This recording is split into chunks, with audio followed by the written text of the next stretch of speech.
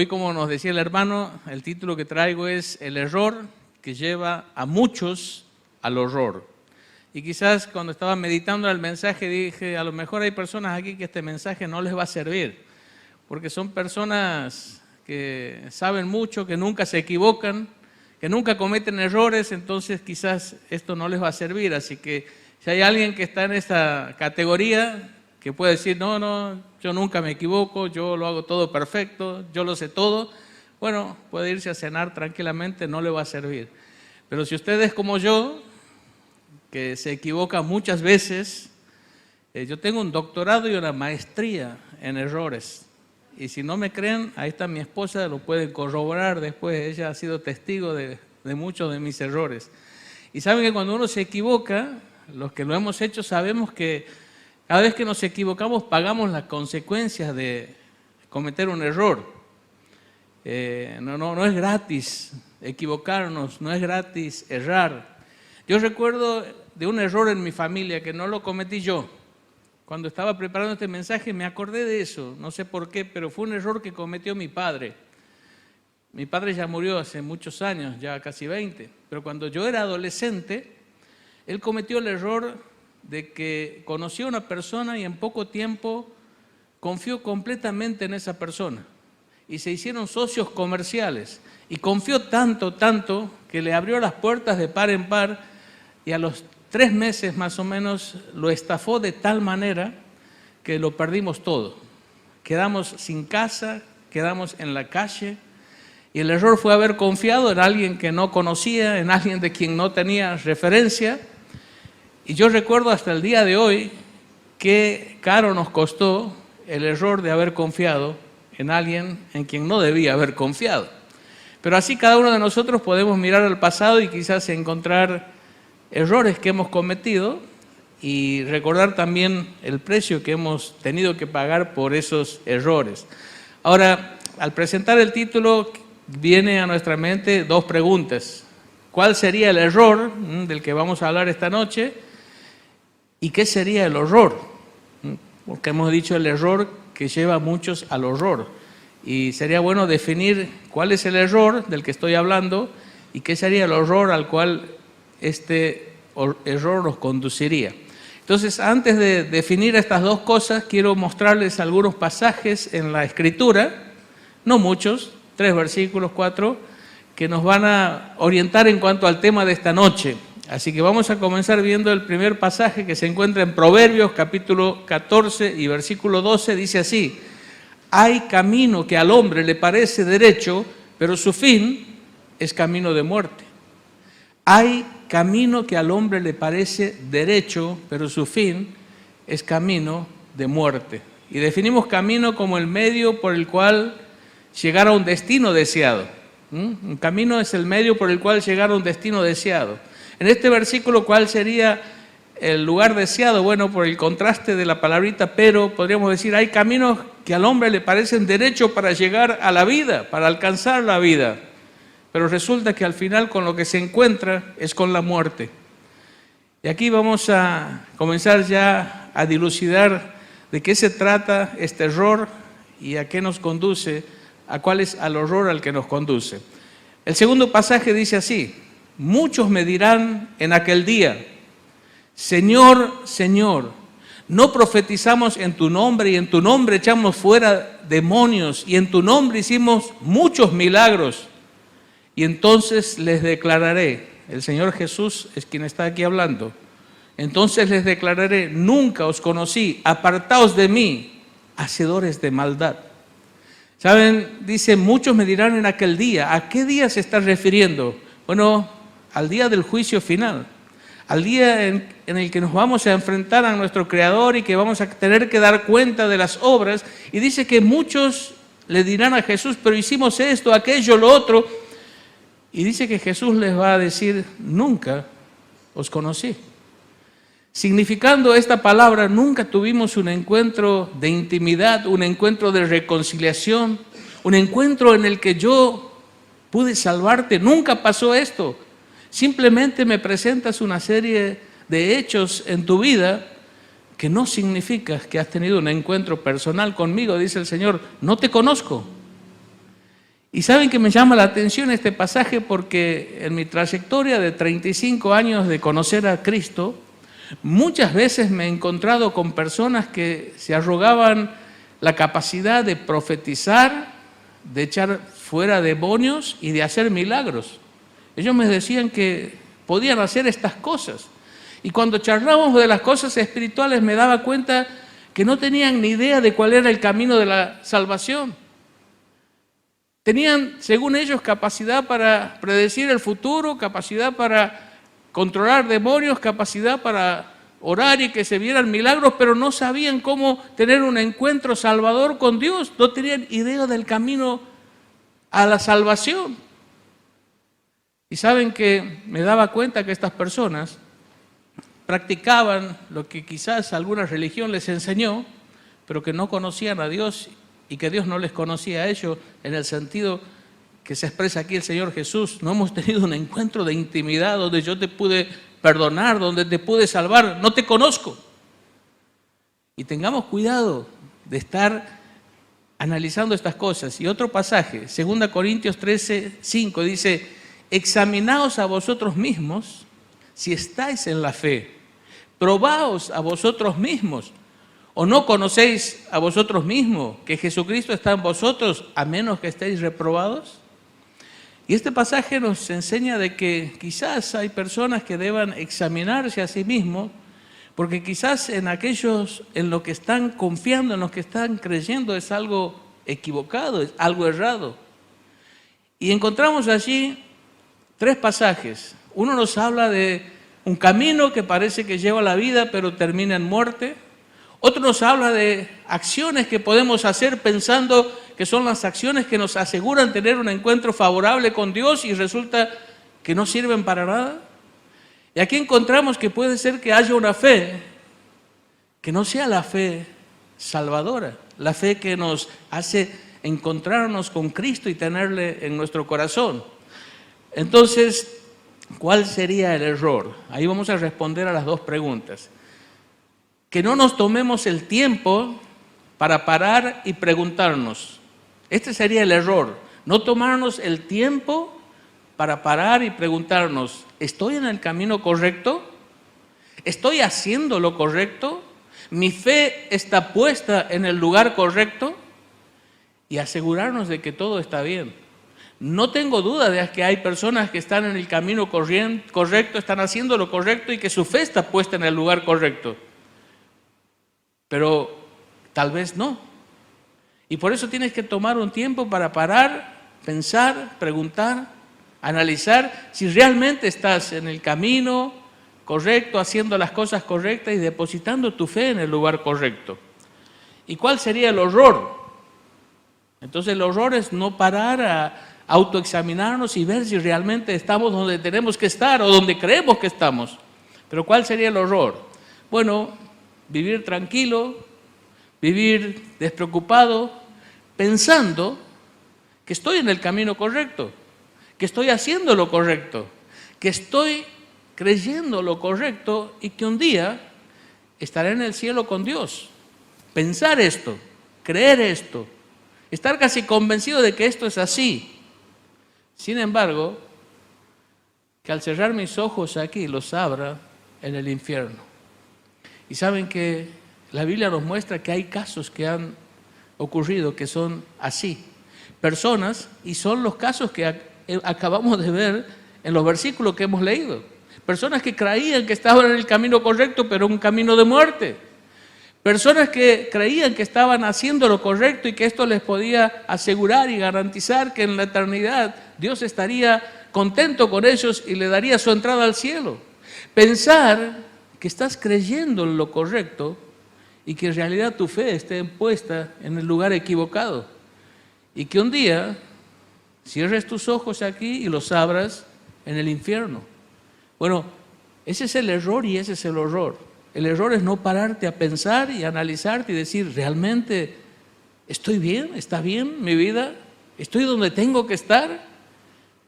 Y el horror sería que por no tomarte tu tiempo y analizarte y examinarte, creas que vas a ir a un lugar a pasar la eternidad. No estamos hablando de 1 año, de 10 años, ni de 1000 años. Estamos hablando de una eternidad. Y esto es importante, que veas bien dónde estás parado. Vamos a mirar cuáles son los errores más comunes que nos llevan felices al infierno. Yo me acuerdo, había un folleto que antes se repartía mucho que decía bueno, religioso y perdido. O sea, las personas creían que estaba todo bien, pero estaban perdidos. Ahora, yo quiero que pensemos en algunos errores comunes que nos llevan felices al infierno. Uno de los errores es creer en nuestra propia bondad. Creer en nuestra propia bondad. Y me he encontrado con muchas personas que se miran a sí mismos y se ven a sí mismos como personas buenas. Como personas que de ninguna manera podrían llegar algún día a estar en el infierno. Que no existe esa posibilidad porque se miran a sí mismos y dicen, no, alguien como yo no podría acabar en el infierno. Y esta conclusión a la que llegan es porque miran a otros que han caído tan bajo en su pecado, que han hecho cosas tan perversas, tan malas, que se miran a sí mismos y se ponen a la par de los otros y dicen, yo soy bueno. Yo no puedo terminar en el mismo lugar que esta otra persona. Y muchos piensan en su propia bondad, se miran a sí mismos y se ven como personas buenas, o al menos no tan malas, y personas que sería imposible pensar que podrían pasar una eternidad en el infierno. La segunda cosa es creer en un Dios que es puro amor. Y también me he encontrado con esta clase de personas. Dice, pero Dios, dice la Biblia que es amor, que Él ama al mundo, que su corazón está lleno de amor. Entonces sería imposible pensar que un Dios de amor puede dejar que alguien vaya y pase la eternidad en el infierno. Y hay muchas personas que tienen este pensamiento. Al final, todos terminaremos en el cielo, felices junto a Dios.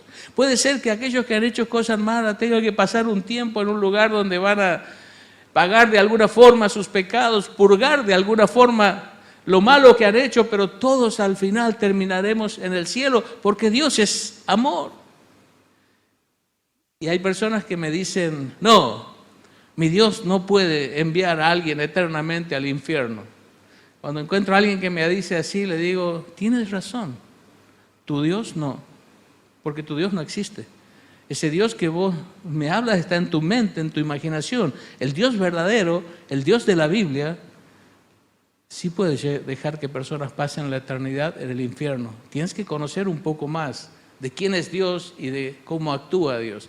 Pero hay una tercera forma de ir al infierno felices y es aquellos que creen que Dios ya lo decidió todo.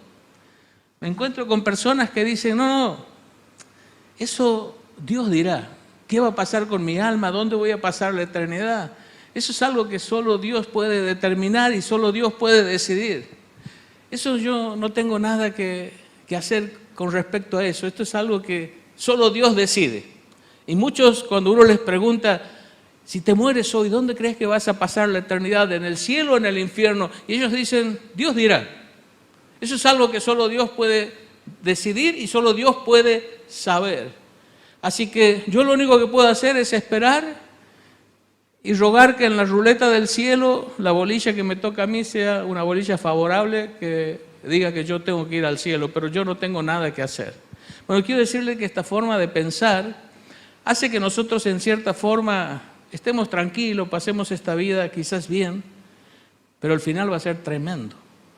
Va a ser tremendo porque vamos a cerrar nuestros ojos aquí y los vamos a abrir en un lugar horrible como es el lugar de condenación que la Biblia describe como el infierno, separados de Dios. Ahora, ¿qué dice Dios? Vamos a ir viendo en cuanto a estas tres formas de ir felices al infierno, ¿qué dice Dios en su palabra sobre estas cosas? Y lo primero que nos tenemos que preguntar es ¿qué dice Dios en cuanto a creer en nuestra propia bondad? Así hay alguien aquí o hay alguien escuchando en la radio que está pensando que es lo suficientemente bueno como para un día poder entrar al cielo por su bondad, por su moral, por las cosas buenas que ha hecho. ¿Qué opina Dios? ¿Qué dice Dios de todos los hombres, de todas las mujeres en este mundo? Bueno, fíjense lo que escribió uno de los hombres más destacados en la Biblia, hombres de Dios como fue el rey David. El rey David dijo lo siguiente, yo sé que soy pecador de nacimiento, pecador desde que me concibió mi madre. Así lo traduce la Nueva Versión Internacional. La he puesto a esta versión porque me parece que expresa de forma más clara lo que el escritor quería decir. Yo sé que soy pecador de nacimiento, pecador desde que me concibió mi madre.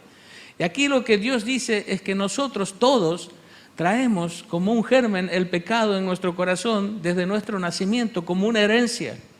Todos nacemos pecadores y solamente es cuestión de tiempo para que ese pecado se empiece a manifestar de distintas formas. A veces con egoísmo, a veces con orgullo, a veces con envidia, a veces con mentiras.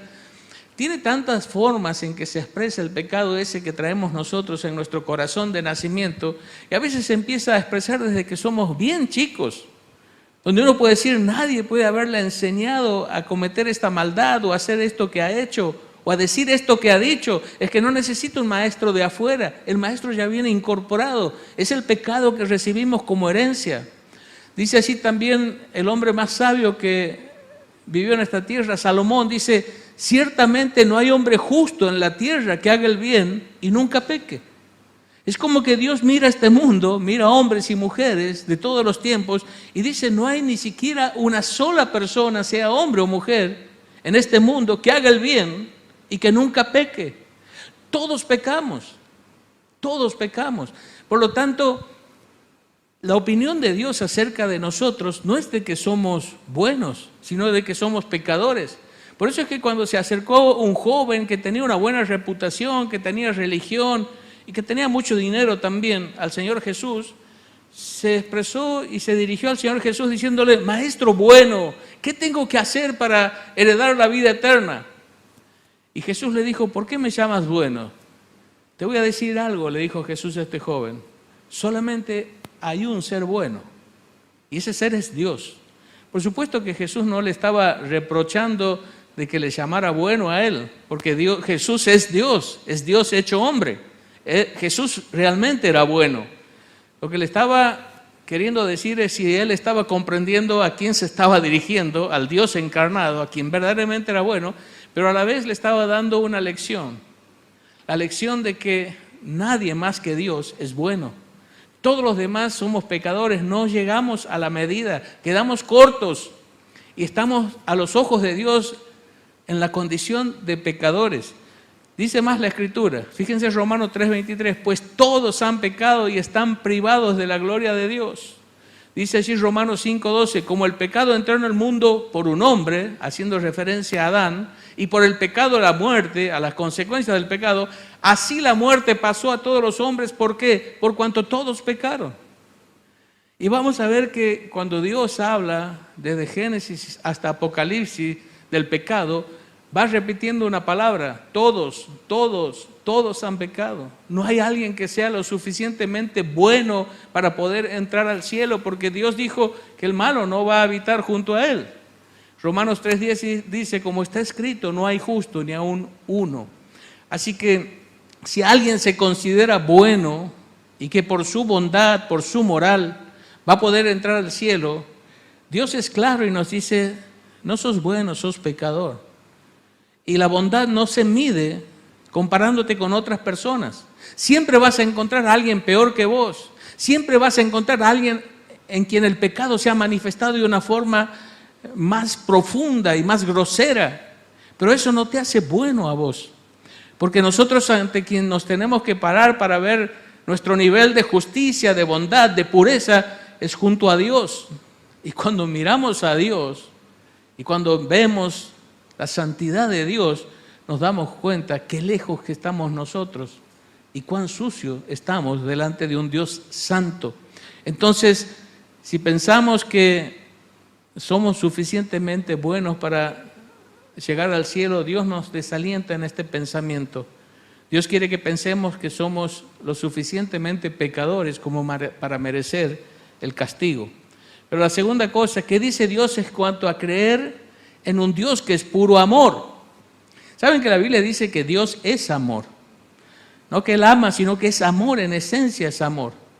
Pero tomar uno de los atributos de Dios y ponerlo por sobre todos los demás atributos y que ese atributo predomine es un error. Dios tiene muchos atributos, pero los tiene en su perfecto equilibrio.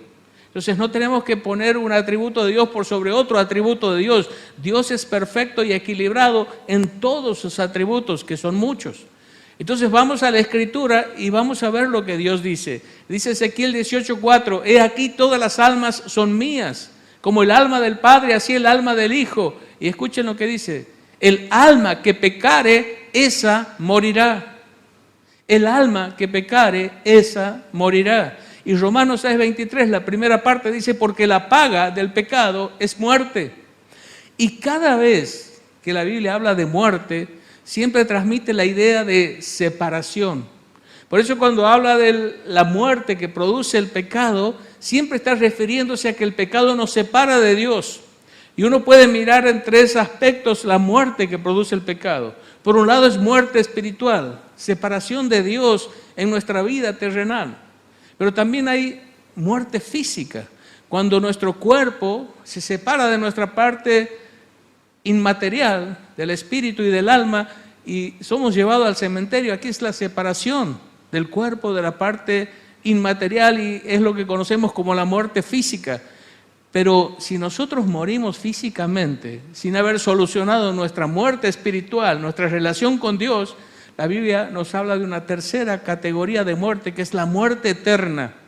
Es la separación para siempre de Dios. Es la separación por la eternidad de Dios. Ahora, ¿es que Dios puede enviar a alguien al infierno, un Dios que es amor? Bueno, te voy a mostrar lo que Dios mismo dice en su palabra. ¿A qué se refiere cuando habla de muerte eterna? Fíjense en 2 Tesalonicenses 1, 8 y 9. En llama de fuego, está hablando de infierno, de castigo, de sufrimiento, de dolor, de tormento, para dar retribución a los que no conocieron a Dios, los que no tuvieron un encuentro personal, salvador con Dios, ni obedecen el Evangelio, la buena noticia de salvación que hay en la palabra. Dice, los cuales sufrirán pena de eterna perdición, excluidos de la presencia del Señor, separación, separados de Dios y de la gloria de su poder. Y fíjense lo que dice Apocalipsis 21:8, hace una lista de pecados. Los cobardes, incrédulos, abominables, homicidas, fornicarios, hechiceros, los idólatras y todos los mentirosos tendrán su parte en el lago, otra vez, que arde con fuego y azufre, que es la muerte segunda. ¿Saben que el primer pasaje dice eterna perdición? Pena de eterna perdición, una eternidad perdidos en un lugar de tormento. Y este pasaje nos habla de un lago de fuego. ¿Saben que unos cuantos versículos atrás la Biblia describe qué es este lago de fuego? Dice que ese fue el lugar donde fue echado el diablo con el falso profeta, con el anticristo, y dice que en este lago de fuego van a ser atormentados día y noche por los siglos de los siglos. Un lugar de tormento y condenación y sufrimiento eterno. Ahora, ¿Dios es amor? Sí. ¿Esto significa que Dios no va a permitir que nadie vaya al infierno? No, porque Dios no es solamente amor. Dios es un Dios de justicia, Dios es un Dios de santidad y Él no va a dejar pasar al culpable por inocente. Entonces, ¿qué hace Dios en su amor? ¿Cómo manifiesta su amor? Lo vamos a ver en la tercera pregunta. Dice, ¿qué dice Dios en cuanto a creer que Dios ya lo decidió todo? O sea que Dios ya se decidió mi eternidad. Dios ya decidió lo que va a pasar conmigo, entonces yo no me tengo que preocupar si eso es algo que en lo que no puedo hacer absolutamente nada.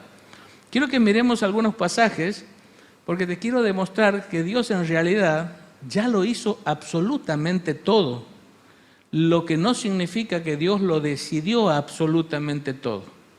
Vamos a ver, fíjense ahí este pasaje muy claro que se escribió unos 700 años antes de Jesucristo aproximadamente, pero que describe la obra de Cristo a la perfección y la describe como si fuese una obra que ya ocurrió cuando todavía faltaban muchos siglos para que se concretara.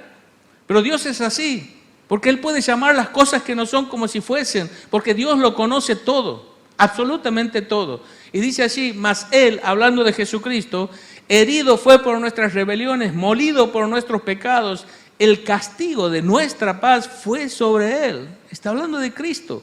Todo lo que Él experimentó en la cruz, todo lo que Él sufrió, dice que fue por nuestras rebeliones, por nuestros pecados, que el castigo de nuestra paz, el sufrimiento que nosotros merecíamos sufrir fue sobre Él, y por su llaga, por su herida, fuimos nosotros curados. Todos nosotros, dice, nos descarriamos otra vez, todos nosotros somos pecadores y nos descarriamos como ovejas, cada cual por su camino. Mas Jehová cargó en Él, en Jesucristo, fíjense, el pecado de todos nosotros.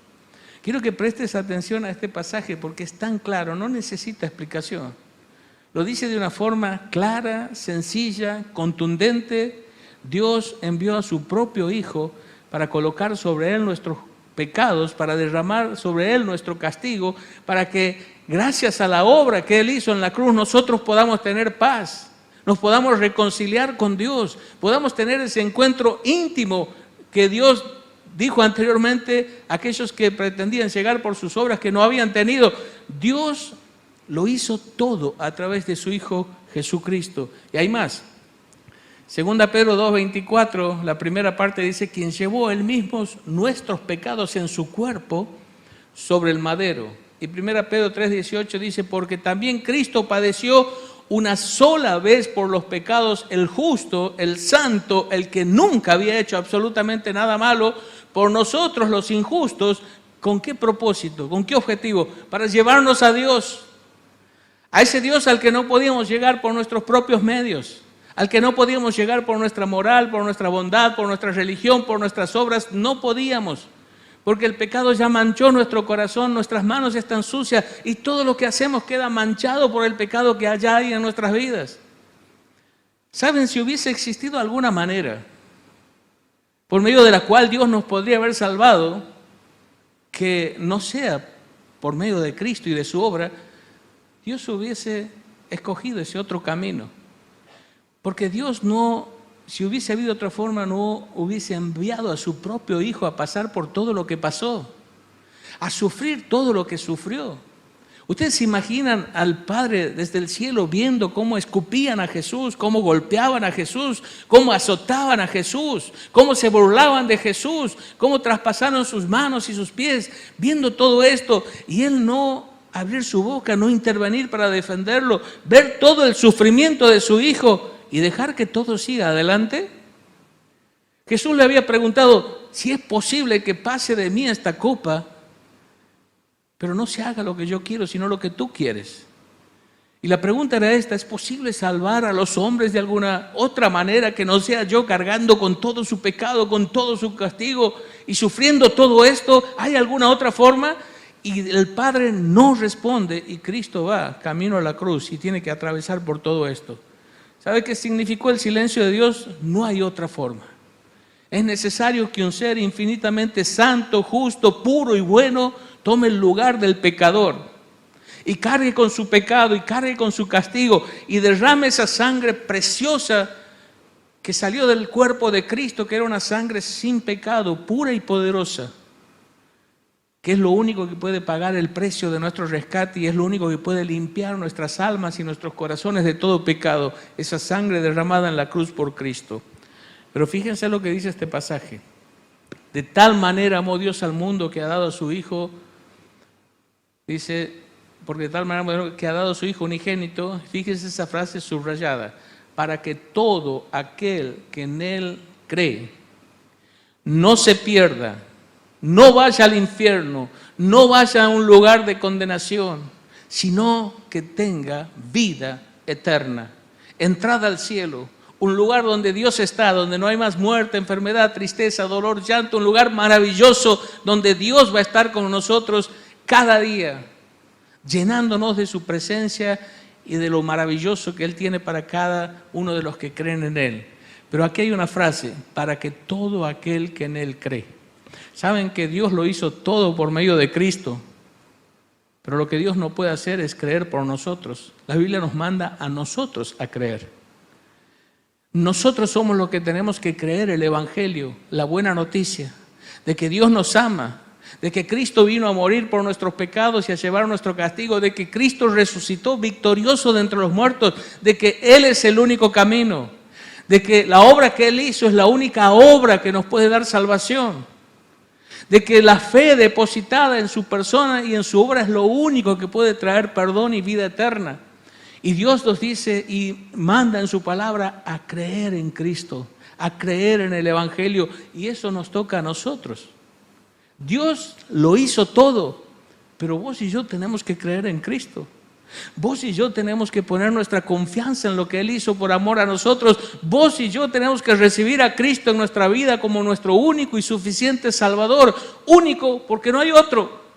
No hay otro camino, no hay otro mediador, no hay otro Salvador que Cristo. Y suficiente porque con lo que Él hizo en la cruz alcanza y sobra para salvar a todo aquel que en Él cree. Entonces tu parte, mi parte, es creer en Jesucristo. Termino. ¿Por qué no avanza esto? ¿O algo ha pasado? Ahí está. ¿Qué hacer para salir de estos errores? Con esto terminamos. Primero, reconocer que necesito un Salvador porque soy un pecador. Si fuese bueno, si fuese justo, si fuese santo, no necesitaría un Salvador. Pero necesito un Salvador porque soy pecador. Sos pecador, sos pecadora, necesitas un Salvador. Así que tienes que reconocer que necesitas un Salvador. Segundo, reconocer que no puedo ser mi propio Salvador y que vos no puedes ser tu propio Salvador. No es por tu religión, por tu bondad, por tus esfuerzos. Sabes que cuando haces algo bueno, que podrías hacerlo porque has sido creado y has sido creado a la imagen de Dios, y podemos hacer algunas cosas buenas, pero eso no quita el pecado que hay en nuestro corazón. Y yo no puedo limpiarme a mí mismo ni por mi religión, ni por mi bondad, ni por mis obras. Reconocer que no puedo ser mi propio Salvador. Tercero, creer que Cristo y su obra es el único camino al cielo. Creer que Cristo y lo que Él hizo en la cruz por mí es el único camino. Él resucitó y Él está vivo. Y está vivo para salvar a todos los que por medio de Él se acercan a Dios. Pero Él es el único camino. No busques otro camino. No busques otro camino. Es solo por medio de Jesucristo. Y por último, tenemos que confiar en Cristo y recibirle como nuestro único y suficiente Salvador. Es confiar en Él, es creer en Él. Y decir, ya no voy a creer más en mi propia bondad, no voy a creer más en mi religión, no voy a creer más en ninguna otra cosa que no sea en Cristo y en lo que Él hizo por mí. Porque si hubiese habido otra forma, Dios la hubiese dicho. Y Dios hubiese evitado que su propio Hijo pase por tanto dolor y sufrimiento. No había otra forma, solo por medio de Cristo. Ahora te toca a vos decidir si vas a poner tu confianza, tu fe en Jesucristo, o si le vas a rechazar, o lo vas a ignorar, o simplemente te vas a ir como has venido, sin Cristo en tu corazón. Pero si Dios te ha hablado y la palabra de Dios te ha tocado el corazón, este es el momento para que te reconcilies con Dios, para que te acerques a Dios humildemente y le digas a Dios, soy un pecador, te he ofendido, te he fallado, lo sé, merezco ser castigado, lo sé. Pero creo que tú me amas a pesar de lo que soy y por eso has mandado a Jesús. Que Él murió por mí, que Él resucitó y que Él es el Salvador. E invitar a Cristo a venir a tu corazón y recibirlo por la fe. ¿Te gustaría hacer esto ahora? ¿Te gustaría irte de este lugar con la certeza de que te vas con el Salvador en tu corazón? Y por lo que dice la palabra, con la seguridad de que un día vas a llegar al cielo. Porque se trata de esto, de colocar tu fe en el lugar correcto, en la persona correcta, que es Jesucristo. Por eso te invito a que por unos segundos inclines tu cabeza, cierres tus ojos, y si en lo que has estado escuchando ya en tu corazón se ha despertado la fe, la confianza en Dios, en su palabra, y sobre todo en la persona y obra de Jesucristo, yo quiero invitarte que ahí donde estés, en tus pensamientos. Dice la Biblia que no está la palabra en nuestra boca, Dios ya la sabe toda, o sea que no necesitas hablar en voz alta, puedes hablar en tus pensamientos. Y ahí en tus pensamientos puedes decirle a Dios que hoy quieres colocar tu fe en Jesús y le quieres recibir como tu Salvador. Ahí mismo donde estás, puedes decirle a Dios, Dios, reconozco que soy un pecador. Decirle así, con las palabras más sencillas y más simples: Dios, reconozco que soy un pecador, que te he fallado. Decirle a Dios: Señor, sé que por lo que he hecho merezco ser castigado, pero creo con todo mi corazón, confío con todo mi corazón que Cristo en la cruz llevó mis pecados, que Cristo en la cruz llevó mi castigo, que Él murió tomando mi lugar. Si lo crees, decíselo a Dios allí en tu corazón con tus palabras: creo que Cristo llevó mis pecados, mi castigo, y que tomó mi lugar. Y creo que Cristo resucitó victorioso, y ahora quiero invitar a Cristo, recibir a Cristo por la fe como mi Salvador personal. Así decirle: quiero creer en Cristo, quiero recibirle como mi Salvador. Sé que Él es el camino, sé que Él es la verdad, sé que Él es el Salvador y le acepto por la fe.